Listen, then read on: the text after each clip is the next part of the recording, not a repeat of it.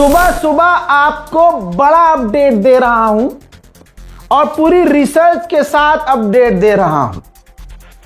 आपको अक्सर ये मैं बता ही रहा हूं कि ईरान के साथ अगर अमेरिका डील साइन भी कर ले तो भरोसा नहीं करेंगे हम। हमारे ये बात कहने के बाद ईरान के ऑफिशियल्स ने ये बात खुद भी कही। तो चीजें क्लियर हैं कि अमेरिका पर ईरान को भरोसा नहीं है। यहां इजराइल की तो मैं बात ही नहीं कर रहा, इजराइल पर तो एक मिनट के लिए भरोसा नहीं है, लेकिन अमेरिका भी अलग नहीं है इजराइल से, तो वो भी भरोसे के काबिल नहीं है।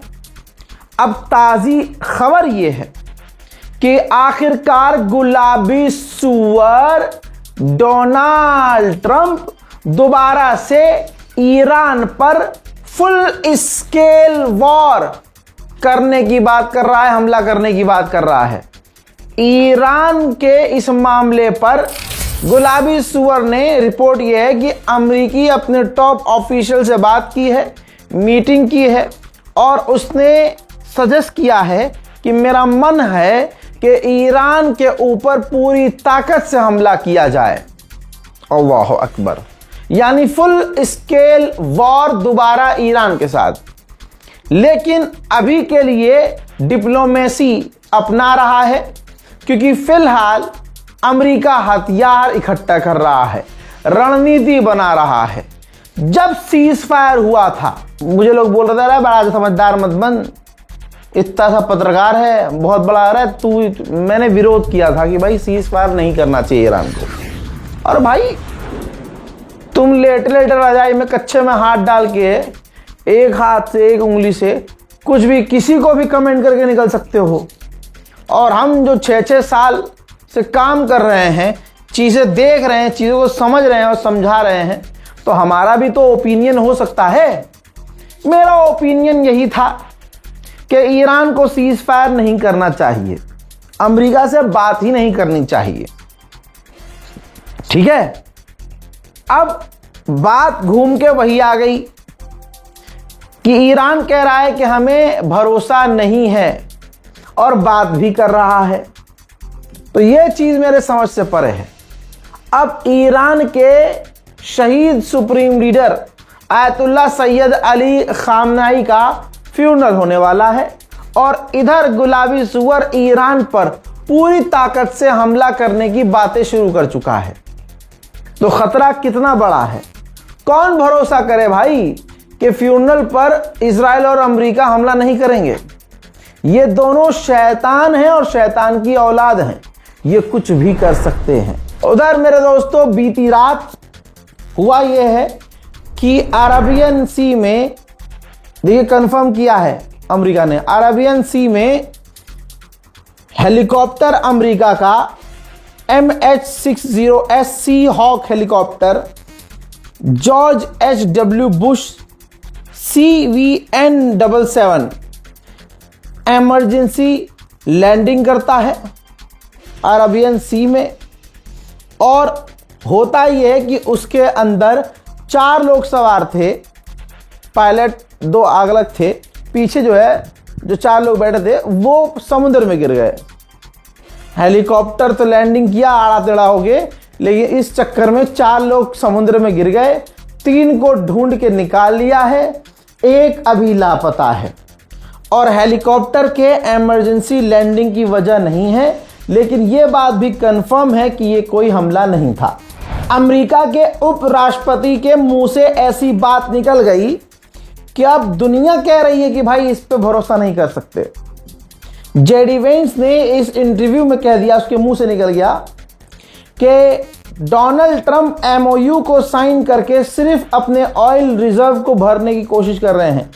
यानी जो हमारे मुल्क में तेल खत्म हुआ है, उस ऑयल रिजर्व की जो कमी हुई है, ऑयल रिजर्व जो कम हुआ है, जो हमने तेल बहुत सालों से स्टोर किया था, वो जो ख़त्म हुआ है, इस एग्रीमेंट के ज़रिए डोनाल्ड ट्रंप उस तेल को भर रहे हैं और स्टोर, यानी ईरान से सीज फायर तेल की कमी की वजह से किया है और अमेरिका तेल इकट्ठा कर रहा है, पहले से ज़्यादा इकट्ठा कर रहा है। जैसे ही अमेरिका को लगेगा कि हाँ अब हमें आगे तेल की कमी नहीं होगी, तेल का जुगाड़ है हमारे पास, ईरान पर हमला कर देगा गुलाबी सुअर। अब ये जो जेडी वेंस ने जहर उगला बातों बातों में, तो उसके उस क्लिप को रीट्वीट करते हुए ईरान के ऑफिशियल ने बहुत बड़ी धमकी दे दी। कह दिया कि ईरान पहले से अपनी मिसाइलों और हथियार को भर चुका है डोनाल्ड ट्रंप की इकोनॉमी को तबाह बर्बाद करने के लिए। वहीं ईरान के पार्लियामेंट स्पीकर गलीबाफ ने कबूल कर लिया है कि डोनाल्ड ट्रंप ने जो बैरिकेडिंग की थी उसकी वजह से ईरान तेल नहीं बेच पा रहा था, लेकिन अब ईरान बहुत ज्यादा तेल बेच रहा है। यानी यह बात क्लियर हो गई है कि ईरान उस वक्त झूठ बोल रहा था कि अमेरिका के ब्लॉकेज का हम पर असर नहीं पड़ रहा है, हम तेल बेच रहे हैं। आप कहेंगे रजा भाई आपने ये बात अब यार ईरान के खिलाफ बोली। खबर है भाई, गलीबाफ खुद एक्सेप्ट कर रहे हैं कि भाई जब अमेरिका ने ब्लॉकेज लगाया था हम तेल नहीं बेच पा रहे थे। ये सबूत देखिए, उनका ही स्टेटमेंट है, क्रॉस चेक हम कर चुके हैं।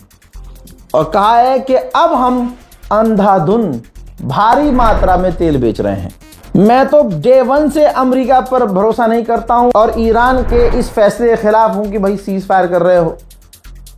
भाई पूरे मिडिल ईस्ट का हाल ये है कि एक मिनट के लिए भी मिडिल ईस्ट में अमेरिका शांत नहीं हुआ है।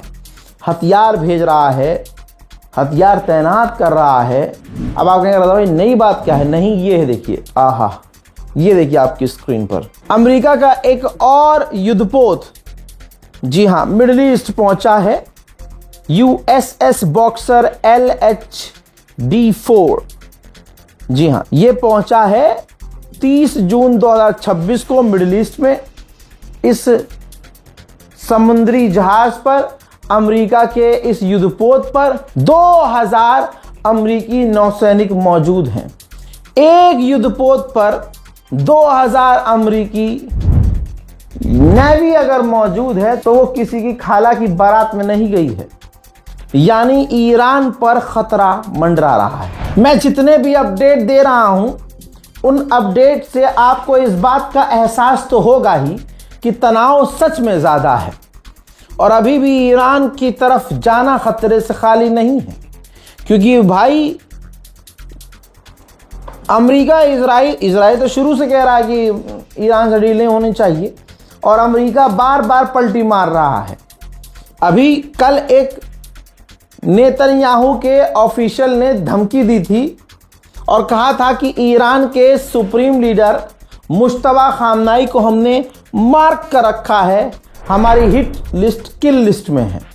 बस उसके स्टेटमेंट को शेयर करते हुए ईरान के विदेश मंत्री जनाब सैयद अब्बास अराक्ची ने बड़ी धमकी दी और कहा कि इस्लामाबाद के अंदर जो एग्रीमेंट हुआ वो क्रिस्टल क्लियर है, दुनिया के सामने दुनिया देख सकती है। अमेरिका अगर अपने पालतू कुत्तों को जो तेल अवीव में बैठे हुए इस तरह के बयान दे रहे हैं, अगर वो कंट्रोल नहीं करता है तो ईरान उन्हें सबक सिखाएगा। कोई भी धमकी ईरान के खिलाफ, हमारे लोगों के खिलाफ, हमारे लीडर के खिलाफ किसी भी हालत में बर्दाश्त नहीं की जाएगी और हम तुरंत जवाब देंगे। उधर गुलाबी सुअर अपने नशे में बयान देता है।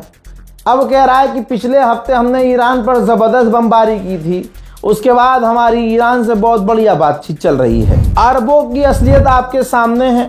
लोगों को लगता है कि मैं अरब के खिलाफ, मैं अरब की सरजमीन के खिलाफ नहीं हूं, मैं अरब के हुक्मरानों के खिलाफ हूं। अब सोचिए गाजा को क्या दिया कतर ने।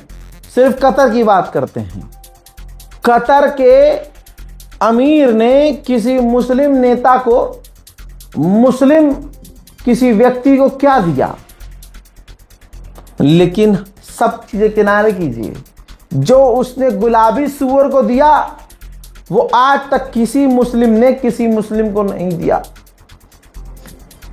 सबसे बड़ा जहाज, ये देखिए, ये जहाज आपकी स्क्रीन पर है। उसके बाद अगला फुटेज ये देखिए, उसके अंदर पहली बार ट्रैवल करने के बाद डोनाल्ड ट्रंप गदगद हो गए भाई। वो तारीफों के पुल बांधता हुआ नजर आया और बहुत बड़ी बात कह दी ट्रंप ने कह दिया कि ये कतर ने जो काम किया है, कतर ने जैसा जहाज बनाया है ऐसा जहाज कोई नहीं बना सकता, यानी अमेरिका भी, यानी हम भी नहीं बना सकते। आगे डोनाल्ड ट्रंप ने कहा कि ये जहाज बेहतरीन है और आज पहली बार मैंने इसमें ट्रैवल किया है। अमेरिका के वाइस प्रेसिडेंट भी सफाई दे देकर और अमेरिका के तरफ से, ट्रंप की तरफ से सफाई देकर, धमकी देकर परेशान है।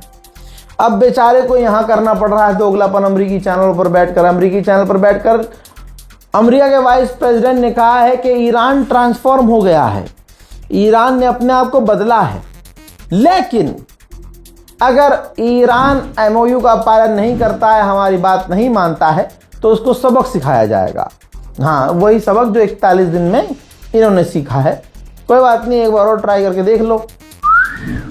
कहा उन्होंने आगे बहुत कुछ है कि जैसे हमने ईरान को बड़ा नुकसान पहुंचाया है, ईरान को बहुत, यानी 20 से 30 साल पीछे कर दिया है, ईरान की न्यूक्लियर फैसिलिटीज को तबाह कर दिया है, ईरान के न्यूक्लियर प्रोग्राम को हमने 15 से 20 साल 30 साल पीछे ढकेल दिया है। दोस्तों, कतर के अंदर अमेरिकी डेलीगेशन और ईरान की डेलीगेशन दोनों मौजूद है, मैंने कल बताया था। वहां पर अमेरिका ने ईरान से बात की है, इनडायरेक्ट नहीं, कतर के जरिए। तो अमेरिका ने ईरान को मनाने की कोशिश की है कि आप स्ट्रेट ऑफ हॉर्मूज को छोड़ दो, उसे भूल जाओ। अगर उसको कंट्रोल करके आप सोच रहे हो आप पैसा कमाओगे, तो सोचिए उसके बिना आप 1000 गुना ज़्यादा कमाओगे, क्योंकि एग्रीमेंट के तहत हम तुम पर से लगाई गई पाबंदी हटाएंगे, तुम बिल्कुल आज़ाद होगे और पूरी आज़ादी के साथ ट्रेड करोगे, तो उससे ज़्यादा पैसा कमाओगे। वहीं ईरान का पक्ष ये है कि ईरान ने कहा है कि आधिकारिक तौर पर आप मानो, ऐलान करो कि straight of Hormuz Iran control करेगा, हम स्ट्रेट ऑफ हॉर्मूज को कंट्रोल करेंगे और हमारे अलावा स्ट्रेट ऑफ हॉर्मूज को कोई नहीं चलाएगा। खुद ईरान के पार्लियामेंट स्पीकर ने कह दिया कि स्ट्रेट ऑफ हॉर्मूज ईरान की ताकत का दरवाजा है भाई, एक ताकत का एग्जाम्पल है। तो जाहिर सी बात है ईरान स्ट्रेट ऑफ हॉर्मूज नहीं छोड़ेगा। मेरे दोस्तों, ईरान जो कहता है वो करता है और हवाई बातें नहीं करता है। हॉर्मूज में ईरान का पूरा कंट्रोल है। अब ईरान ने एक वीडियो जारी किया है, एक टैंकर समुद्र में फंस गया है। इसमें गलती किसकी है? उस टैंकर की है।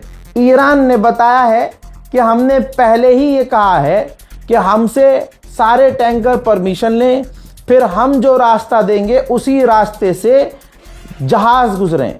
लेकिन इस टैंकर ने हमारी बात नहीं मानी, ना हमारे दिए गए रूट पर चला। ये अपनी धुन में अपने रास्ते से गुजर रहा था, जिसका रिजल्ट ये है कि ये फंस गया रास्ते में, ये ज़मीन से टकरा गया। जिस रूट से जा रहा था वहाँ पानी कम था या जो भी चीज़ थी, या नीचे पहाड़ वहाड़ था, क्या था नहीं पता, लेकिन ये फंस गया। ये वीडियो जारी किया है ईरान ने और ईरान ने खुद कहा है कि अब हम इसको निकालने की कोशिश कर रहे हैं, रेस्क्यू करने की कोशिश कर रहे हैं। हॉर्मूज के ताज़ा हालात ये हैं कि पर डे 100 जहाज, कम से कम 100 जहाज पर डे हॉर्मूज से गुजरने चाहिए, लेकिन गुजर कितने रहे हैं? 30 से 34 जहाज पर डे। तो जाहिर सी बात है अभी भी तनाव की स्थिति बनी हुई है। फिलहाल के सुबह के अपडेट में middle east Iran special report में इतना ही। इंतज़ार कीजिए मेरे अगले अपडेट का। तब तक के लिए जय हिंद।